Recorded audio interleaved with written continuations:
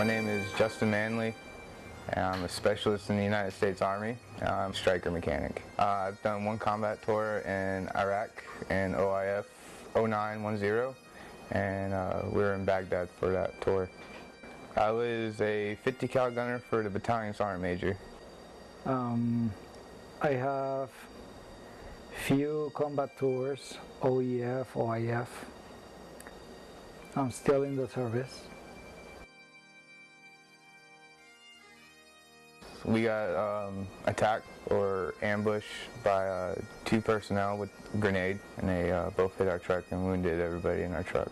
Had a lot of suppressed anger, mostly myself and towards the people who had attacked us.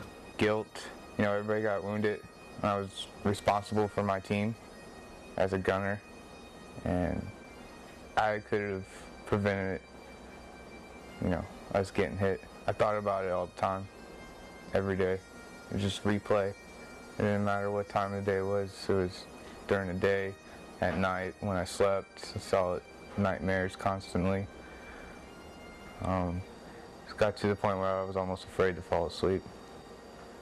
I was diagnosed with PTSD, but I was never treated. My ex-wife,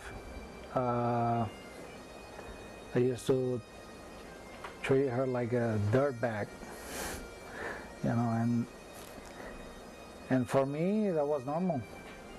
For me that was okay. If my son was yelling or crying, I was like, hey, your face is leaking. I had everything. I had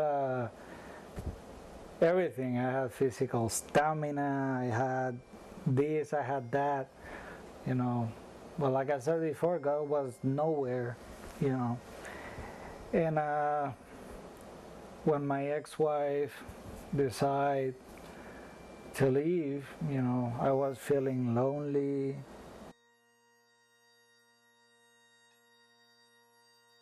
Alcohol. A lot of alcohol. Didn't work. After a while, you get used to alcohol and you end up drinking more.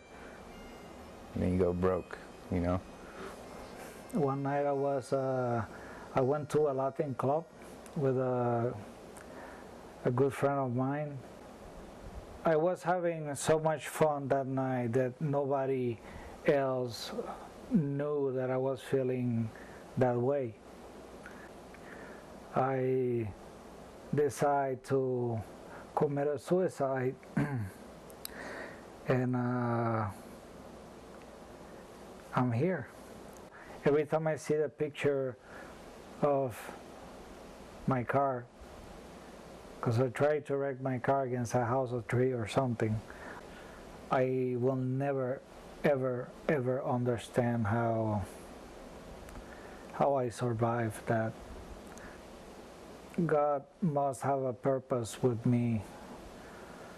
So I had to relearn how to talk, how to walk, how to do things with my right side because I was paralyzed. That was a really difficult time because it was right around the anniversary time of when we got hit, and it was kind of a struggle.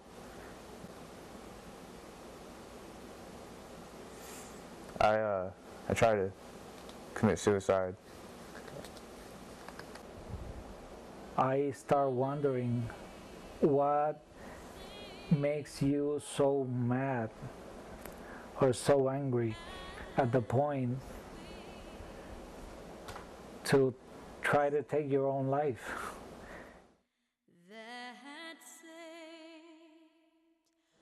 I met Matt.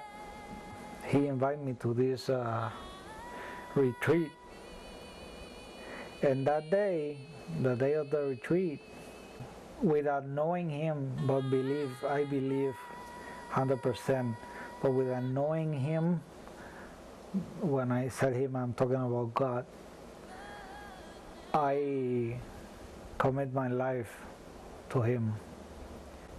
I made a promise to him. I commit to him saying that I will not take my own life again. Well, after I got out of the hospital, I met up with Matt and Victor, like pretty much right away, who were also my mentors too in the group. And then after that, met up with my sergeant major, and then the next day I saw Josh, who's also another mentor of mine. With Josh and Matt and Victor, we really dug in to why I was in the hospital and where I need to go from there. And then with Josh, we really dug into the Bible. And I was sitting in my room one day just reading my Bible and decided to call Josh, and I was like, I want to pray the sinner's prayer to be saved and accept Christ into my life. And ever since then, it seems like a weight off my shoulders, pretty much. Like I've been set free, almost. Since that day, I mean,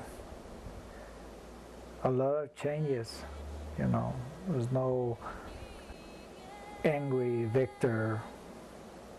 I mean, I'm still, I still got my days or whatever, but not like before.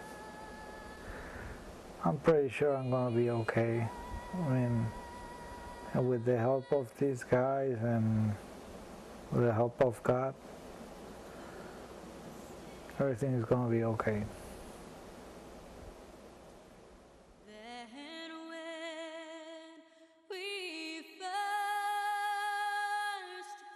My name is Josh Renschler. I'm the director of Men of Valor. We work with soldiers one-on-one through group sessions and through retreats to give them a sense of understanding of their combat trauma and the spiritual impact on that and the impacts on their families. We go very deep into discussions, and we utilize the Combat Trauma Healing Manual to give them coping mechanisms in order to deal with trauma. You've heard testimonies of two of the soldiers that we've worked with and the impact of combat trauma on them, their families, and how God can heal that and how God is the ultimate healer through that. I want to share with you scripture from Matthew 25. The king will reply, I tell you the truth, whatever you did for one of the least of these brothers of mine, you did for me. Counseling soldiers in combat trauma and their family members does not necessarily mean giving them the right answers. It doesn't even mean that you have to be able to fix any of their problems. It simply means meeting their needs where they're at today, and through that action they will see Jesus Christ in you, and they will seek after that relationship with Jesus Christ. Healing means being able to cope with these things that they're struggling with in their everyday lives, and after a period of time being prepared to take on the responsibility of helping another soldier to get to that level. That is the ultimate goal in counseling soldiers and their families with combat trauma. Not necessarily to fix them, but to prepare them to go out and to help others.